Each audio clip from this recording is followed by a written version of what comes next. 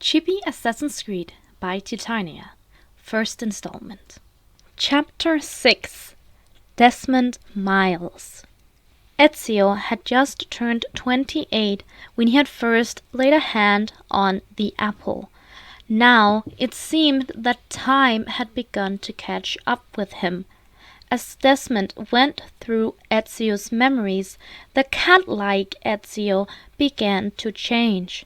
Lucy was the first to make a comment about it, but there wasn't much talk about it after her comment.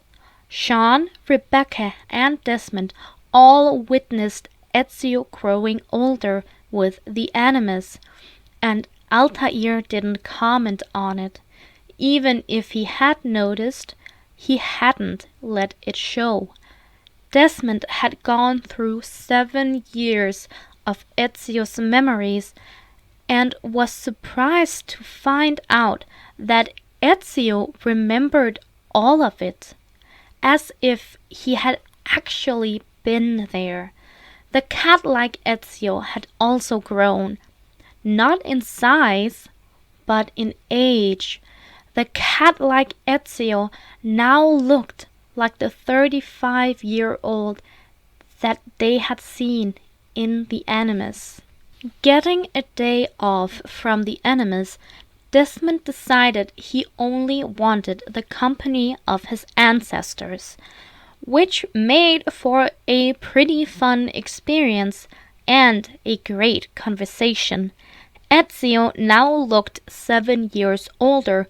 He also remembered it all, even all the small details. As Ezio had gained 7 years, it seemed Altaïr had only gained a few days' worth of memories. Disaster was all Altaïr could say to describe those few days. Bigger disaster than me having lost the apple and then spending 7 years trying to find a man with only 9 fingers who by this point had gone mad? Ezio asked, leaning over and resting his head on Altaïr's shoulder. Over the last few days, Altaïr had opened up a little, but that had only been because Ezio kept surprise kissing him. Altaïr had stopped caring, at least temper-wise, and had even stopped glaring at Ezio when he did it. Disaster on another scale, Altaïr sighed. They were sitting in a corner in Desmond's room. If you looked at it from an outsider's point of view, it looked like a grown man speaking to 2 plushed ancestor look-alikes. It didn't help that Desmond found everything they did adorable and had made a bad habit of picking them up. When he picked Altaïr up, he gave the assassin a kiss on the forehead and placed the bunny on his head. It had somehow become Altaïr's favorite spot to be. Ezio was happy just being picked up and held in Desmond's arms. He too got a regular kiss to the forehead when Desmond picked him up. Desmond would pick them up and take them everywhere, even if it was only to the other side of the room. He felt more at home when he had his 2 assassin ancestors with him. They sat in the room all day and all night. Desmond would check when the sun would go down and wait for the 2 assassins to turn back to normal. They had all 3 forgotten that Desmond actually needed sleep, so they always stayed up all night. Sometimes they would spend all night outside on the roof watching the moon. And in the morning, Desmond would come back down with Altaïr on his head and Ezio in his arms. To say that Sean, Rebecca, and Lucy had been mad at him was an understatement. They kept telling him to just put them down and let them walk on their own. But the bunny and the cat didn't want that. And whenever one of them tried to take Altaïr down from Desmond's head, he would slice after them with his mini sword. So here they were, a few minutes after sundown. Altaïr and Ezio were once again their original size, and Desmond had laid down and placed his head in Altaïr's lap. Ezio was still sitting with his head on Altaïr's shoulder. As they were sitting on the floor, Altaïr was sitting cross-legged with Desmond on one side and Ezio on the other. Altaïr leaned his head to rest on Ezio's and moved a hand around in Desmond's hair.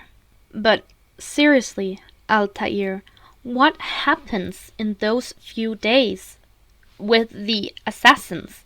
Desmond asks, looking up at Altaïr while making sure Altaïr didn't stop moving his hand through his really short hair.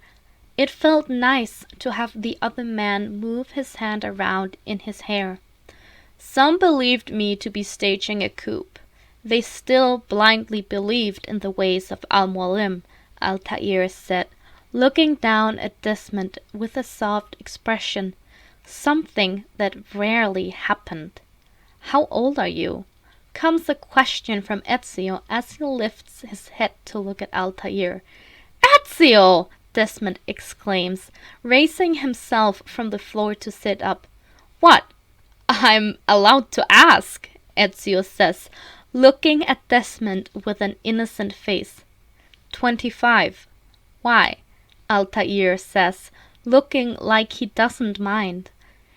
Just wanted to know. So, you and Desmond are basically the same age. Interesting, Ezio muses. I was there when you were born, Ezio. Thanks to me, you're actually alive, Desmond says, not so sure where he's going with it. Destiny has blessed me with you, Desmond, Ezio says, throwing his arms up as if he had been blessed by the gods themselves. And I have been cursed with you, Desmond scrawls at Ezio. Don't be so hard on him, Desmond. Ezio is getting old after all, Altaïr says, placing an arm around Desmond and pulling him in close. Altaïr, love, you are hurting my feelings. Ezio, with a pretend hurt expression on his face and a hand over his heart, says, Good, let them be hurt, came a monotone reply from Altaïr. Desmond broke out in laughter and, still with Altaïr's arm around his waist, placed his arms around Altaïr's neck and hugged him close. As a response, Altaïr drew Desmond closer and placed the other arm around Ezio and drew him into the hug also. Ezio gave a grin and placed his arms around Desmond and Altaïr. Later, Sean would describe their little hug as the thing that would haunt him for life.